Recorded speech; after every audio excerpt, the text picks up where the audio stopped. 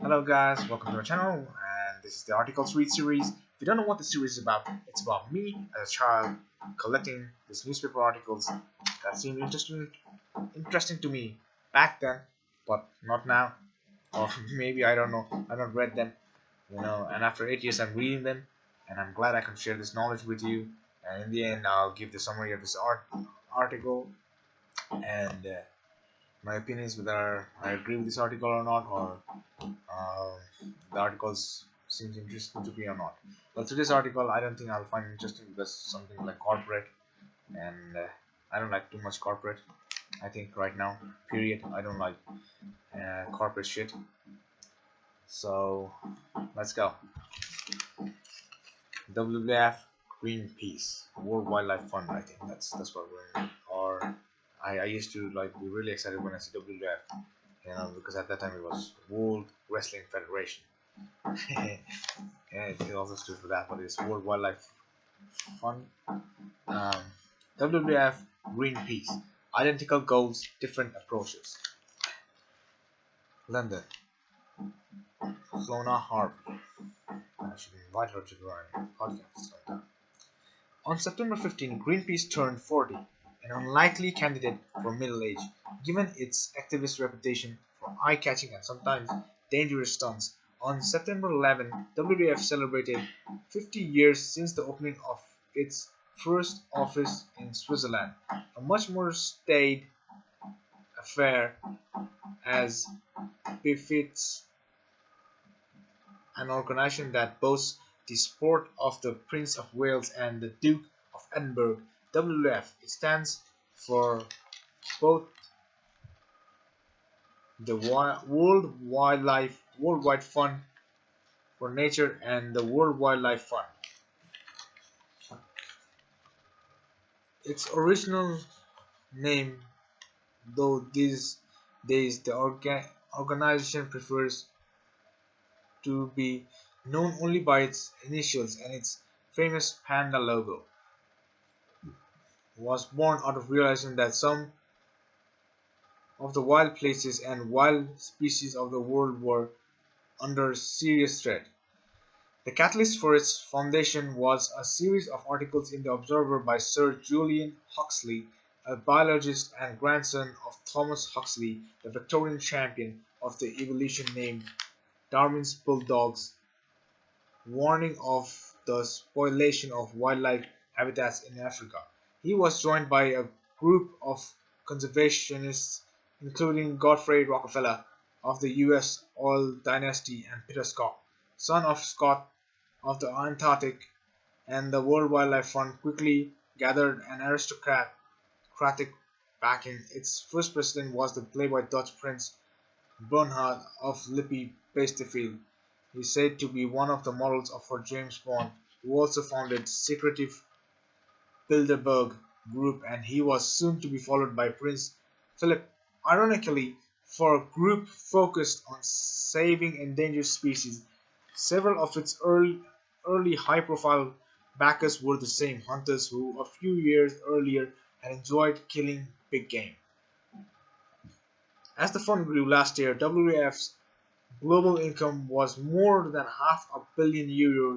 The organization gradually took a broader approach to conservation, with the concentration of charismatic megafauna replaced by campaigns on climate change, pollution, and public policy. WWF also started to work closely with big companies, some of them the same alleged polluters or high-emitting business that other NGOs were criticizing, such as cement company Lafarge and the Coca-Cola company, which has been accused of damaging watercourses in some of its operations. A colorful history and new direction have earned WWF its share of detractors, sellout, and too cozy with business are common criticisms when activists from other green organizations are asked their views. Some people who work for WWF are probably quite similar to those in other NGOs like Greenpeace, but the people who support them are different, says one campaigner. Solitaire Townsend, an environmental consultant and characteristics characterizes the organizations as an angry teenager and an elegant silvery 50-year-old, and says they serve very different purposes. The types of people who are attracted to them are totally different.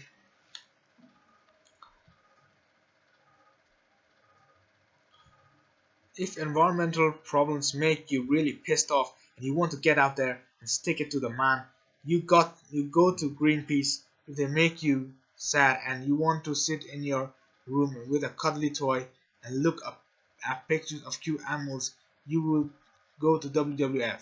She says there is room for both, but I don't think there's a lot of overlap in the personality types. David Nussbaum, chief executive of WWF UK, does not see it that way, but he acknowledges the distinction between his organization's approach and some of its noisier fellows. That more combative, aggressive approach of Greenpeace can be effective, he says, but we have a contrasting method. We see a need to engage constructively with the commercial world. We use our influence with businesses while Greenpeace is likely to be found outside our corporate headquarters protesting. Its counterparts in WWF might be inside meeting the chief executive.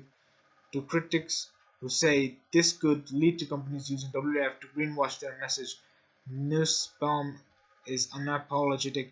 If you take a company like Marks and Spencer, which we work with, they are very principled and ethical, but you can say there is room for improvement. Having a target implies that you haven't got all the way yet to where you need to be. The broadened focus of WWF has taken it from campaigns on tigers and whales in its early days to working on Mintai of UK's energy efficiency legislation, a stretch perhaps for some long-term supporters. Nussbaum is eager to stress that new political campaigns have their roots in the vision of WWF's founder. He quotes Max Nicholson, the ornithologist. WWF is just not about saving whales and tigers and rainforests and preventing pollution and waste, but is inescapably concerned with the future conduct, welfare, and happiness of indeed survival of mankind on this planet. Whether the nature of WWF's support has changed over 50 years is difficult to assess. The crowned heads are still there among the 5 million less aristocratic supporters around the world.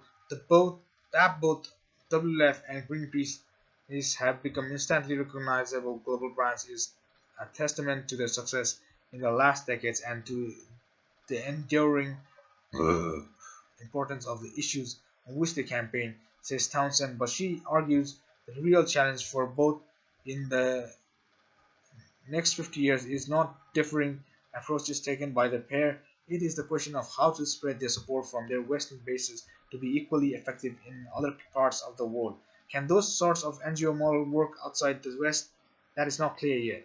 She says concern for the environment and degradation are universal, but what works in Norway might not work in China, might not work at all in China. I don't know, some Greenpeace shit, corporate shit, doing something. I don't know. Maybe they're doing good for the environment or something like that.